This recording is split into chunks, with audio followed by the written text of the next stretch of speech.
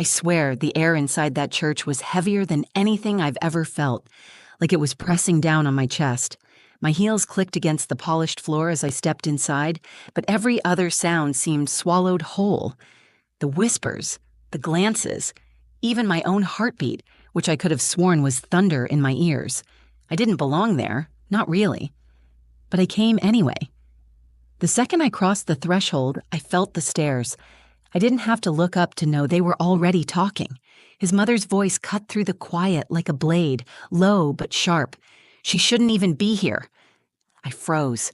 My hands were clenched into fists at my sides, fingernails digging into my palms. I hadn't even reached the third pew yet. She was sitting near the front, her black veil barely covering the cold fury in her eyes. Her jaw was tight, lips pressed together like a held-back scream. Her grief was real, I could see that. But so was her rage. I swallowed hard, forcing myself forward. Each step felt like I was dragging a 1,000-pound weight behind me. My legs wanted to turn and walk out, but something deeper, maybe guilt, maybe something worse, kept me going. Then Zara stood up, Elias's sister, fierce, loyal, and always the first to speak when no one else would. Her eyes locked onto mine like daggers. "You broke him," she said. Not a whisper, not a cry. Statement, solid, final. Gasp somewhere behind me. Someone dropped their program. I didn't know who. I couldn't breathe. I wanted to say something, anything, that I didn't mean to hurt him, that I still dreamt about him sometimes, that I never stopped wondering what would have happened if I'd stayed. But nothing came out. Because maybe she was right. I felt heat rush to my face, my throat tightening. My eyes burned, but I wouldn't let the tears fall. Not there, not in front of all of them. I turned, ready to walk out. I should have known this would happen. I should have listened to my mother when she said, "Naomi, are you sure you want to go? It won't bring him back." But before I could take another step, I heard my name. Naomi. The voice was calm, gentle, steady in the chaos. The priest stood by the altar, eyes soft, a thin white envelope in his hand. "He asked for this to be read out loud," he said. I stared at it, at my name, written in that familiar, messy scrawl. Elias's handwriting. I hadn't seen it in almost 2 years, but I recognized it instantly. My knees went weak. I grabbed the edge of a pew just to stay standing. What could he possibly have written to me? I looked up. Every eye was on me now, some with pity, others with scorn, but mostly curiosity, confusion, like everyone was waiting to see what kind of twisted drama Elias had saved for the grave. My fingers trembled as I reached for the letter. The envelope was soft, worn, like it had been handled 100 times. Maybe it had. Maybe he'd written it long before he died, or maybe just days before. I had no idea. I wanted to run. I wanted to vanish. But part of me needed to know. Why me? Why this? I took a deep breath, turned to face them all, and opened the letter. I wasn't ready to open that letter, but I did. Not because I was brave, but because I think I owed him that much, after everything.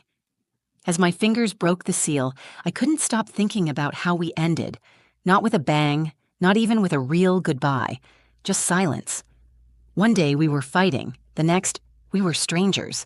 But before I tell you what was in the letter, I need to tell you about us. My name's Naomi Rivers. I met Elias when I was 21.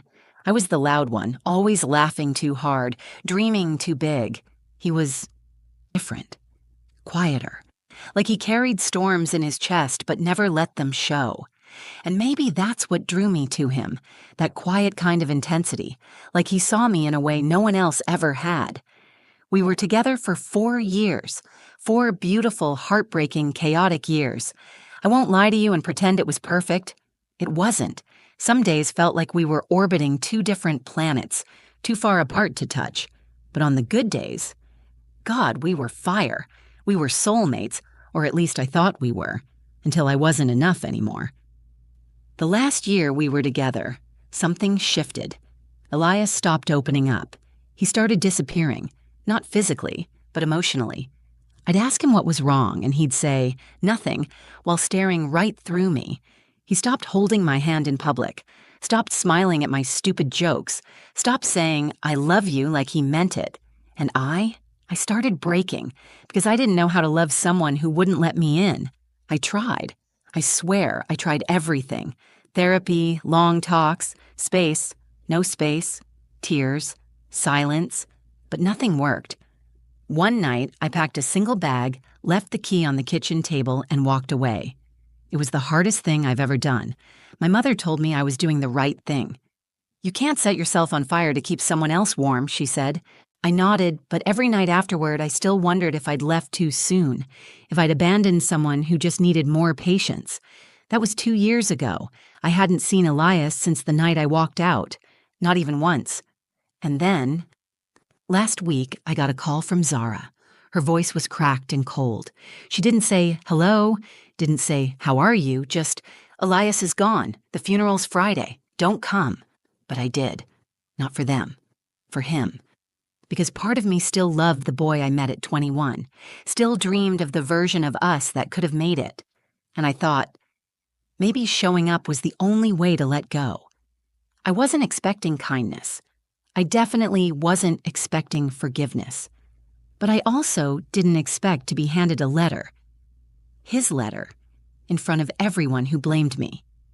As I held it, that same voice inside me whispered all the things I'd buried. What if he hated me? What if this letter is just one final blow? What if I was really the reason he didn't make it? The envelope felt heavy in my hands, not just in weight, but in meaning. I could feel Zara's eyes burning holes into my skin. I could hear his mother whispering something under her breath. The priest stepped back, leaving me alone with it. Alone with him, one last time, and I hadn't even started reading yet. The seal cracked with a soft tear, but it felt like thunder in that silent room. I unfolded the letter with shaky hands, my breath catching in my throat. I didn't start reading right away. I just stared at the first line. His handwriting, that same lazy slant, the same loops in his Y's that used to make me smile when he scribbled notes on the fridge or wrote little "I miss you" stickies on my mirror. But this wasn't that. This was his final message. And everyone was waiting to hear it. I looked up. Eyes were still on me. All of them, some filled with suspicion, some with outright hatred, and some, like the priest's, filled with something closer to sorrow. My throat tightened. My mouth was dry like I'd swallowed sand. I blinked hard, once, twice, willing myself not to cry. Not yet. I glanced to the right and caught Zara's stare.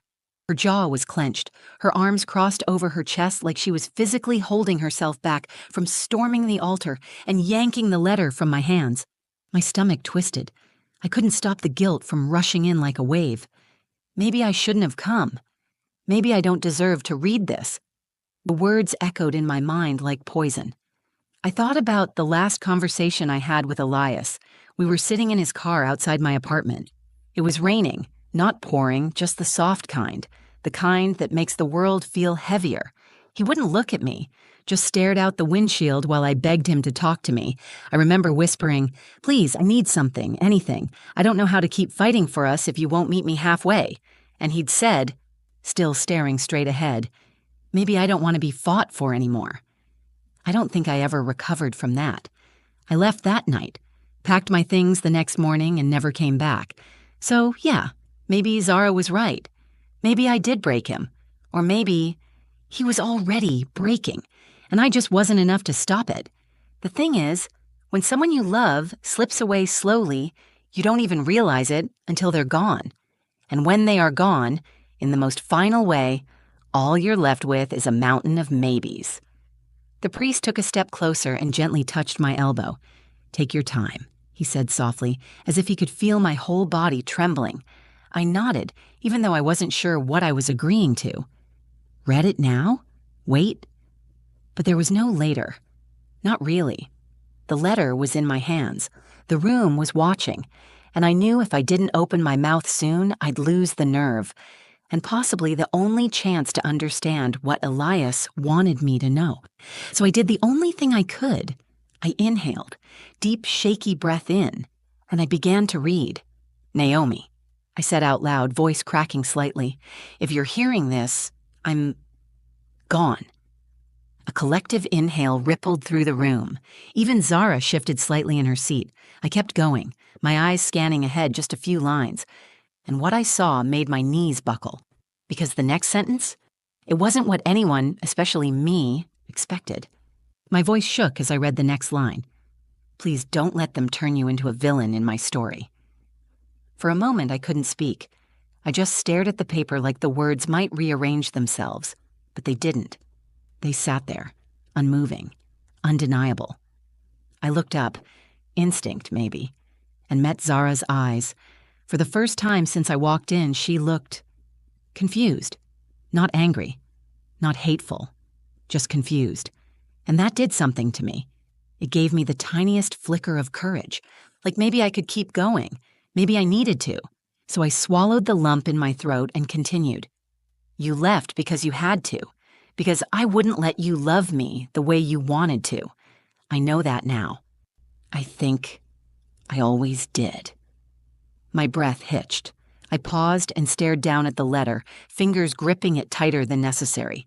The paper was starting to wrinkle under my hands, but I didn't care, because for the first time in 2 years, I was hearing him, really hearing him. And it wasn't blame, it wasn't anger, it was understanding.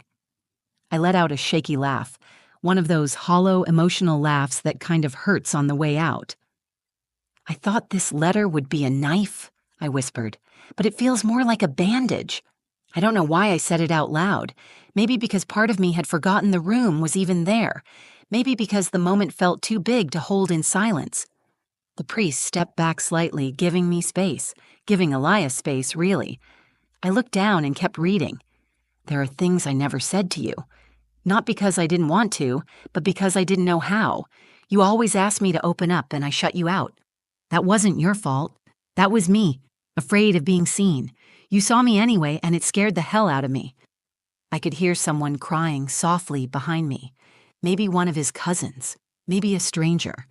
But not Zara, not yet. You were the only one who ever made me feel safe, Naomi, and I'm sorry that I couldn't return the favor. That line shattered something in me. I pressed the letter to my chest for a moment just to catch my breath. I didn't want to fall apart in front of them. I didn't want to cry in front of a room full of people who weren't ready to see me as anything but a mistake. But Elias, he saw me, even in death. I glanced at his mother. Still stone-faced, but her shoulders had dropped slightly. Her hands weren't clenched anymore. I took a step closer to the front, my voice a little stronger now. I don't want you to carry my darkness like it's yours. That's why I left this letter. So you'd know the truth. You didn't break me, Naomi. I was already broken. And that was it. That was the line that changed the room. Zara blinked hard and looked away. The priest exhaled slowly. Even the silence changed, less brittle, more stunned. I folded the letter, my hands finally steady. The choice to come here felt right now. Not easy, not painless, but right. And as I turned to face the people who once thought I didn't deserve to be there, I realized something. Elias hadn't written the letter for closure. He wrote it for forgiveness. Mine. I stood there for a few seconds after I finished reading, unsure of what to do next. The paper in my hands felt warm now, like it had absorbed everything. The tremble in my voice, the heat of the moment, the silence that followed. No one spoke, not even the priest. It was the kind of quiet that didn't feel empty. It felt full, like the room had collectively exhaled, a breath it didn't know it was holding. I looked around slowly. Faces that once held judgment now looked uncertain. Some were tear-streaked. Others avoided my gaze completely, ashamed maybe that they'd been so quick to believe the worst of me. But it was Zara I looked for. And when I found her, she wasn't sitting anymore. She was standing at the edge of her pew, eyes red but dry. Her arms had dropped to her sides, fingers twitching like she wanted to say something but didn't know how. We stared at each other for a long time, and then she whispered, just loud enough for the front rows to hear, "Why didn't he say any of that to us?" It broke something in her voice, and in me. I didn't know how to answer. I wasn't sure there was an answer. I'd asked myself that same question 100 times while we were together. Why don't you just talk to me? But Elias wasn't the kind of person who let his pain spill. He tucked it away like broken glass in a drawer, out of sight, but always cutting him from the inside. I think he wanted to protect you, I said quietly. All of you. Zara didn't respond. She just nodded once, like that was the only answer she needed. His mother, though, I don't know if she forgave me in that moment. Maybe she never will. But I caught her wiping her cheek with the edge of her black sleeve. Her eyes never met mine, but the hard line in her jaw softened. And that was enough. The priest cleared his throat gently and stepped forward again. We were going to end the service with a prayer, he said, his voice low and reverent. But I think Elias's words were more than enough. A few people nodded. Others bowed their heads. I just stood there, the letter still pressed against my heart, and let the moment sink into my skin. I thought walking into that church was the hardest thing I'd ever do. I thought hearing their anger would destroy me, and maybe it almost did. But standing there with Elias's words wrapped around me like armor, I didn't feel broken. I felt whole. For the first time in years, I wasn't weighed down by the what-ifs or the maybe I should-haves. I had the truth. I had his truth, and it changed everything. As people began to leave, some offered gentle nods in my direction. No one spoke, but their silence was different now. Not cold, not condemning, just quiet, respectful. I walked outside into the crisp afternoon air, the sky still gray but softening around the edges. A breeze swept through, catching my hair and the edge of the letter as I folded it back into the envelope. Zara followed me out. She didn't say anything at first, just stood beside me, arms crossed against the chill. Then finally, almost like it hurt to push the words out, and she said, I hated you. I didn't flinch. I know. I don't anymore, she whispered. I think I just didn't know the whole story. Neither of us smiled, but we understood each other now, and that was enough. I didn't go to the burial. Not because I didn't care, but because I'd said goodbye the way Elias needed me to, in front of everyone, through his own words. And honestly, I think that was his final gift to me. I stood outside the church for a long time after everyone had left. The street was quiet, the sky a soft, smoky gray like it couldn't decide whether to rain or clear up. I liked the in-between. It matched how I felt. Not broken, not healed, just in between. I sat on the edge of the stone steps and pulled the letter back out, smoothing the creases with my fingers. I didn't reread it right away. I just held it, let it sit in my hands like a heartbeat, warm and alive in a way he no longer was. I remember thinking, he couldn't say it when he was alive, but he still wanted me to know. It made me wonder how many of us carry things we never say. How many people walk away before they realize someone loved them all along. How many apologies are buried before they ever make it to the surface? Elias had been lost long before I left, but I carried that loss like it was mine to fix. I blamed myself for his silence, for his sadness, for his unraveling, and I let that guilt weigh me down for 2 whole years. But now I could finally breathe, not because he absolved me, but because he saw me, even in the end. And that was more powerful than any forgiveness I thought I needed. A few days after the funeral, Zara called. Not texted, not emailed, called. I almost didn't answer, but I did. She didn't say much, just told me she'd been thinking a lot about the letter, and that she'd like to read it again if I was okay with that. I mailed her a copy. We haven't become close, and I'm not sure we ever will. But the walls are down now. And sometimes that's all healing really needs, space where there used to be silence. I also started writing again. It was something I gave up when Elias and I split. I think a part of me didn't feel worthy of telling stories anymore, like the best chapter of my life had closed and everything after would just be blank pages. But I realized something. Pain doesn't end a story. It just changes the tone. And Elias? He wasn't the final chapter in my book. He was the one that made the pages deeper, more complicated, more human. He was the lesson I didn't know I needed. So here's what I want to leave you with. Especially if you're still carrying something heavy or loving someone who doesn't know how to love you back. Let them go gently. But hold on to the truth. Because love doesn't always look like forever. Sometimes it looks like letting go, like walking into a room full of people who hate you and reading a letter that brings silence instead of screams. Sometimes love is the thing we leave behind. And sometimes it's what sets us free.